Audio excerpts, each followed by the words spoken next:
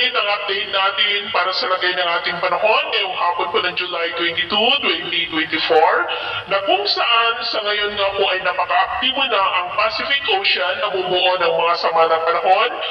at may apat na nga po na nandyan sa may karagatan malapit sa ating bansa. Tatlo dyan ay nasa labas ng ating area of responsibility. Asa na dyan si dating bagyong Botchoy na tinutumbok na po nito sa ikalawang pagkakataon ang mainland ng Southern China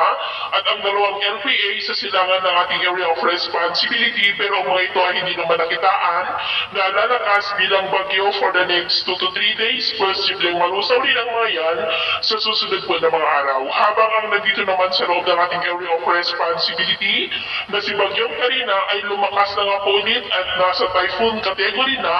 habang nasa silangan na po ng Santa Ana, Cagayan, about 384 km east away, nataglay po ang lakas ng hangin na maabot na sa 125 kilometers per hour. Ngayong gabi po hanggang bukas ay magsimula ng baybay nito ang silangan ng extreme northern Luzon. Pagsabit po ng Miyerkules, posibleng lalakas na po yan into super typhoon habang nagmabanta naman na mag-landfall dyan po sa may Taiwan at eastern part ng China. Sa Huwebes po,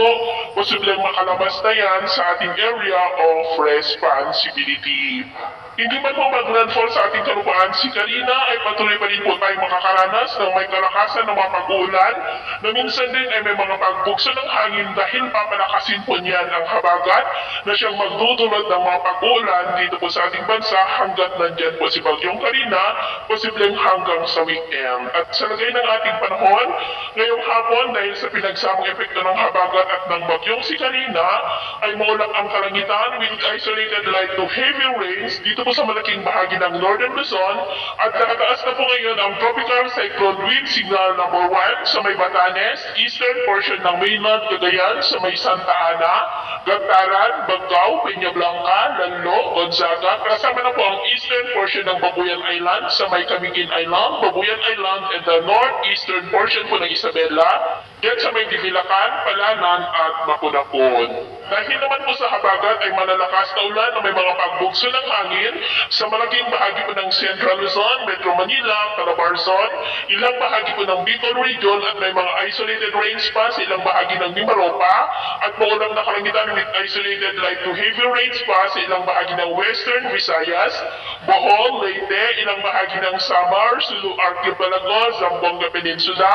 Northern Mindanao, Caraga at Sorsogon na posibleng magtuloy-tuloy ang mga pag-uulan dito po sa malaking bahagi ng Luzon, Western Visayas at Western Mindanao hanggang mamayang gabi. Kaya mag-ingat po tayo sa posibleng banta ng mga pagbaha at pagguho ng lupa dahil posible pa rin ang malalakas na ulan sa Central Luzon, Northern Luzon at ilang bahagi ng Southern Luzon. At sa atin naman po mga baybayin, iwasan na po muna natin ang papalaot sa ng baybayin po ng Palawan at Occidental Mindoro dahil sa habagat ay posibleng aabot ang mga alon dyan hanggang sa 2 to 2.5 meters height. At dahil naman kay Bagyong Karina,